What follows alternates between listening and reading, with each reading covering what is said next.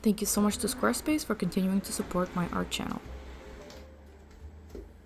Welcome to my art studio. I have recently shifted some things around and moved a bunch of markers to my desk in hopes of using them more often, which hasn't happened as of yet, but hopefully soon.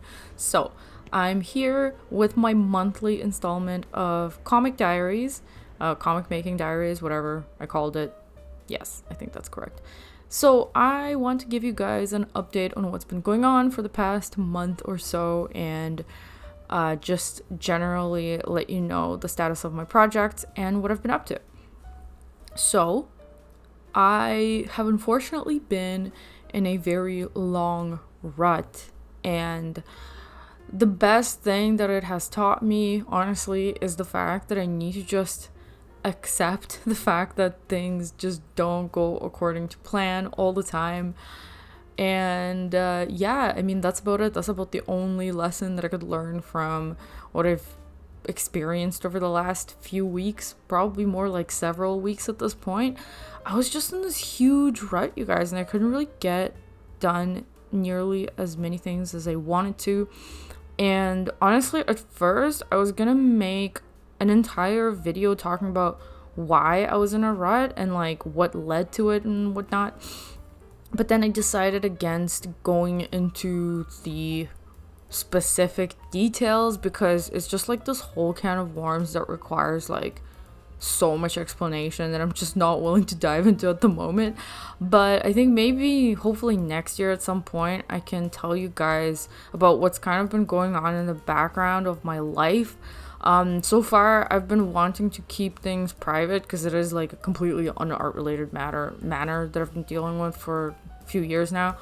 And yeah, I think it's just like not the right time to talk about it, but basically, yeah, I'm finally back to normal, and I was just dealing with really, really bad mood instability brought on by like temporary medications, and it's just been absolutely horrible. And I think it was like the first time in my life where I really experienced how drastic the effect of certain medications can be on your mental state, because even though I've spent many years in my, actually up until like my late 20s, I would say, and starting with my early teens, being pretty severely depressed, yeah, it was never anything as crazy as like the up and down that I experienced over the last few weeks. But anyways, like I said, hopefully I'll be able to tell you guys all about that some other day when I will just get into that specific topic. But for now, I will tell you guys what I did manage to accomplish in the meantime. And now that I finally have my brain back and functioning pretty normally, I can finally get back to things. And it has been taking me a long time to reestablish a routine, because I kind of just like lost my routine in my regular daily activities as well as my work stuff as well, because as you guys know, I work from home obviously, and I pretty much do the comic full time now, and the more self-imposed deadlines there are, the more difficult it becomes to kind of keep track of them, decide what to do first, and just like juggle things in general. But there have been a bunch of things that I've been thinking about at length that I wanted to talk to you guys about. One of them I think I'll make an entire video right after I'm done with this one, because I think it's a topic that deserves its own video. But other than that, I will tell you what I did. So for chapter 2 progress of Gloaming Veil, I, as you know, got pretty stuck in the planning stage and the research stage of the process that's like kind of alongside doing the thumbnails. And basically I hit a roadblock where I realized that I just need a 3D model. So I decided that I need at least one 3D model, maybe more than one, for a couple of locations that are going to be recurring. So the first location was Fiona's house, and it's like this pretty big, should I spoil it? Whatever, it's a mansion. Anyways, like I had to design it, and that took me way more time than I expected. Like I think it's very difficult for me to keep on track properly when I do tasks like this, because I'm prone to just getting super sidetracked by the depth to which you can go into researching certain things, and like the tangents that you can end up going down just looking up what certain things, like elements of houses, and just thinking about the terrain. And anyways, like I could go on about this forever because there's just so many avenues to explore when it comes to research.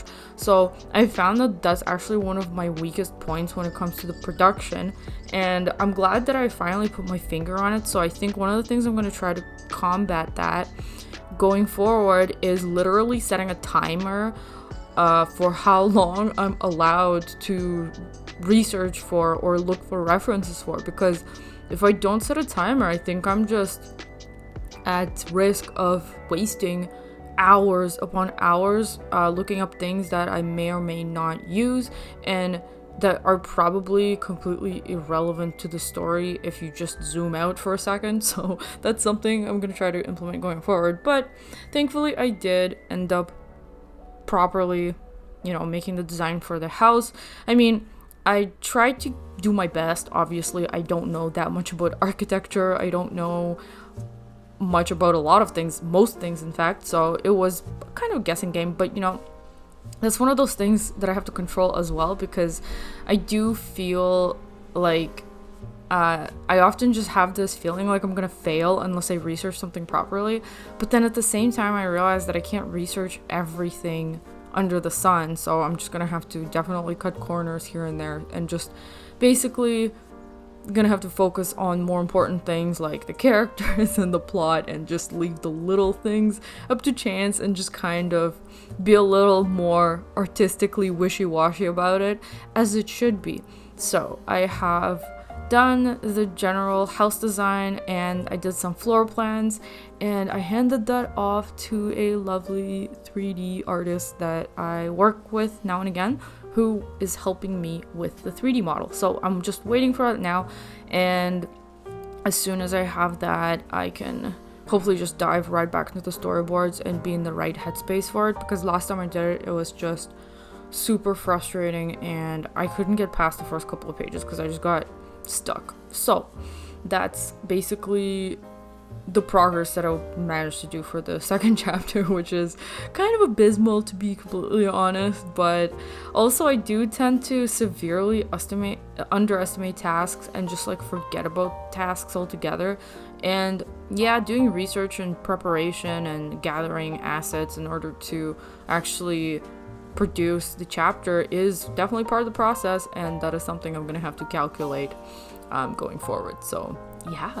So before I continue, I'm just going to take a minute to tell you about this video's sponsor, Squarespace. Getting started with your art career can be tough, and just being active on social media platforms isn't really enough. Having a legitimate presence and a professional website will really help to elevate your art brand and make a much better impression on potential commissioners and clients. Even if you aren't doing client work yet, you really have to start somewhere, and Squarespace is the perfect place to get started. I think the most important thing about Squarespace is that it really does have everything you might ever need, whatever you might decide to do in the future.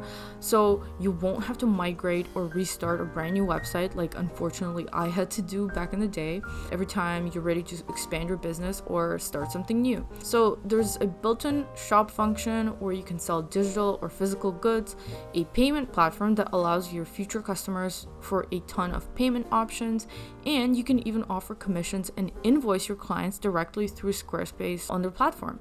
So start curating your unique portfolio today on Squarespace, and once you've finished building your website, you can head over to squarespace.com/cosmicspectrumart to get 10% off your first purchase of a website or domain. And now back to the video.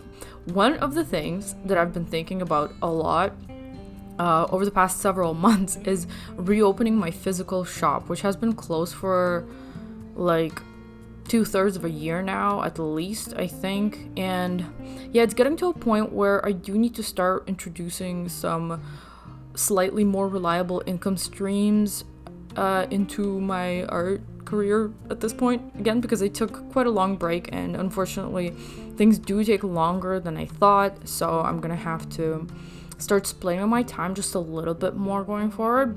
Not quite yet, because my store is still closed. And as soon as I decided to reopen it and was like working on the back end, I saw news that the tariff situation between Canada and US is going to change again, and not for the better. So basically, I missed like the window of opportunity that lasted for a couple of months where the tariff situation was kind of stable and people seemed to be doing, like my friends seemed to be doing all right with their online sales, but I had not opened my shop at that point yet. And at this point, I see all my friends suspending their sales to the US right now and just like changing things in the background. So I guess I just picked the wrong moment, because my biggest customer demographic is located in the US. So I'm not sure if I should still open it or not. Honestly, at this point, I'm considering just opening it and just suspending the US shipping as well, like most of my friends are doing, because even if there are international sales, like at this point I do need that, I think. So maybe I will reopen it in any case. But yeah, that's something that I've been thinking about on and off. Let me know what you think about this whole issue, guys. Like, let me know if it's affected you, and if you run your own shop, if the tariff situation has affected it. And because it's so unclear, like every time they change something, there's so many things at the border that are completely like inexplicable. Like, they will send back your packages because they don't know what to do with them. Everyone's very confused. The whole thing is very unfortunate. So yeah, I hope that at some point improves, I guess. I don't know, it's been changing continuously over the past several months. Super frustrating. But yeah, so next thing that I wanted to tell you guys about is one of the really important things that I want to do, aside from focusing on Gloaming Veil, is reprinting my first official art book, which was called In Absentia. So actually, I've been thinking about reprinting it for the last couple of years, especially the last year.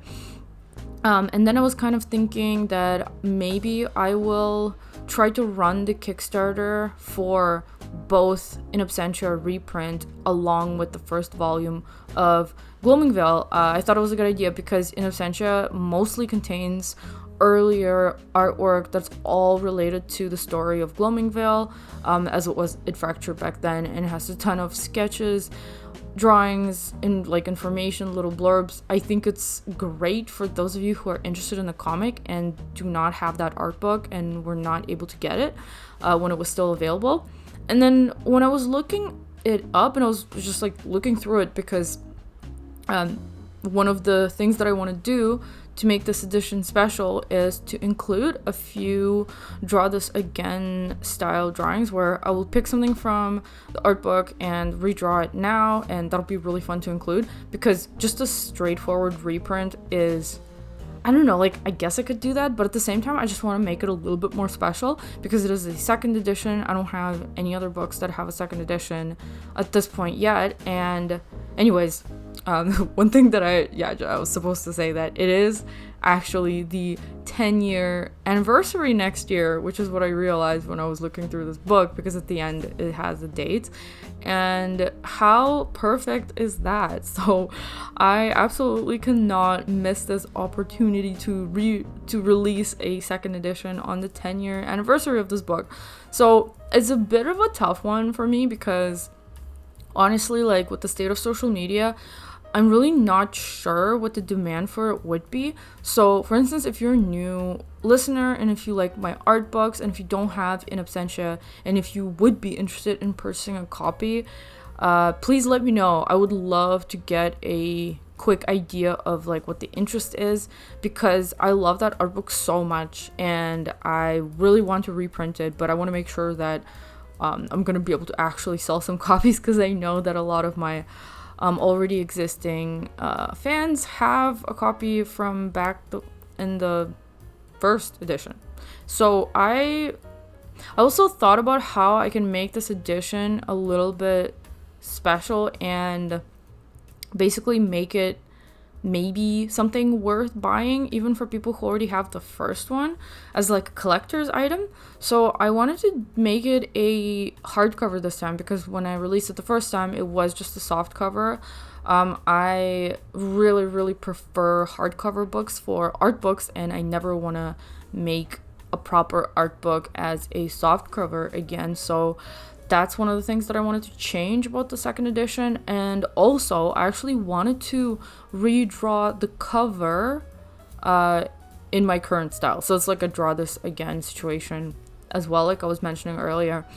And maybe even including some extras, but I don't want to like completely lose the plot on this one and spend way too much time on figuring out how to re-release my first art book. But let me know what you think about the idea of including just a couple of extra materials and just upgrading the book to be a hardcover, and also redrawing the cover, like reinterpreting it the way that I would tackle it now, I guess, with 10 years having passed. I think that's a really fun idea. I would still include the original cover on the inside, and yeah, that sounds like really fun to me. That's something I'm actually really excited about. So you guys, let me know what you think about that. And I think most likely I will probably try to raise funds for it during the Kickstarter for Gloamingvale. And yeah, this pretty much takes me to my frustrations with my schedule and how I've kind of fallen behind, like what I mentioned at the beginning of this video, how I've been in a total rut for weeks, medically induced, unfortunately. But now that I'm back to normal, I feel super excited about getting back into these things. But one thing that I have to seriously start accepting is the fact that, unfortunately, I think I fell behind far enough that I no longer think it's possible for me to run the Kickstarter in October like I wanted, which saddens me greatly because I really wanted to do it this year. But I suppose it's not the end of the world if I have to push it back to spring of 2025, because then 2026, Jesus. But yeah, because then maybe, hopefully, one can only dream that perhaps the tariff situation will have solved itself somehow and, like, I don't know, gotten back to normal or something, or at least stabilized in a predictable way that can actually allow me to deal with it. And also, I really don't want to rush these things. Like, these books are so important to me. This comic is super important to me. And I'd rather really just focus on the quality and not stress too much about keeping to a timeline where the only person who really cares about the timeline is me. So, like, nobody else is even involved. Of course, I want to make it quicker for you guys as well, for those of you who are waiting for the physical book. But yeah, like I said, I'd rather take a little bit longer and make it the quality that I want it to be than rush it just to be able to meet some sort of arbitrary schedule deadline.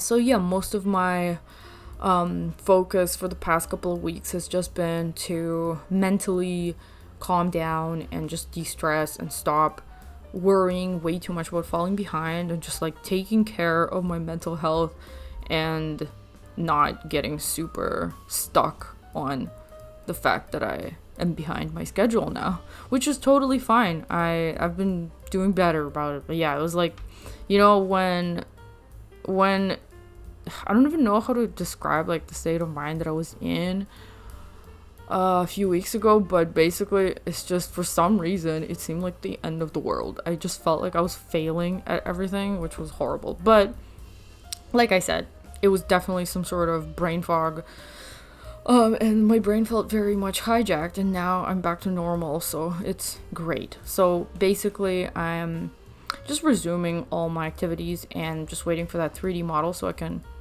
go back to the storyboard. And in the meantime, I want to revisit my sketchbook again, and I have some ideas for just some random things I want to draw. I realized that I haven't drawn for fun in quite some time. Just for the sake of drawing, and that's constantly something that I have to remember and do now and again, because I just find myself in this position. It's like a cycle, and it just keeps going, and I'm sure it'll happen many times more into the future. So that's just what it is. But yeah, one other thing that I was thinking about that I wanted to suggest to you guys and like ask for your opinion is, live streaming again. So I want to try live streaming some warm-up sessions, some like anatomy drawing, like life drawing / figure drawing sessions. Haven't done that in a long time. Totally been slacking on that front. Definitely something I want to bring back into my routine. And I guess I can definitely try live streaming that. The only thing I'm not sure about is if I should do it on YouTube or if I should do it on Discord or even on Patreon, because now there is a Patreon feature to live stream, even though I haven't really looked into it yet. But yeah, that's something that I'm really thinking about. So you guys let me know what you think a good spot to do that would be, and like what platform you find yourself using the most, and I'll kind of try to make a decision based on some feedback. But yeah, I'm feeling pretty good at this point, and mostly focusing on promoting the comic at this point, because I am posting weekly pages on the website. And I haven't mentioned in this video, but obligatory mention, if you would like to support the project, you can check out my Patreon page where the comic is 10 pages ahead of schedule. So that's something you can do if you would like, and otherwise you can read it for free at gloamingveil.com. So that's about it for my update for what I've been up to. I know it really wasn't a lot, but you know what, it is what it is. And I want you guys to know that it's just part of the process. Like, it just happens, things go off track, life happens, things are very unpredictable, but the important thing is to always just kind of reassess the situation and go back to work and not give up, no matter how low the mood can get sometimes. So I hope you guys are all doing well with your projects and whatever it is that you're occupied with. I wish you success, and I will catch up with you again in about a month for this series, but I will have one more video coming up very soon. So thank you so much for watching. If you haven't subscribed to my channel, please do. And it always helps a lot if you leave a comment or like the video. Thank you so much again, and I'll see you in the next one. Bye!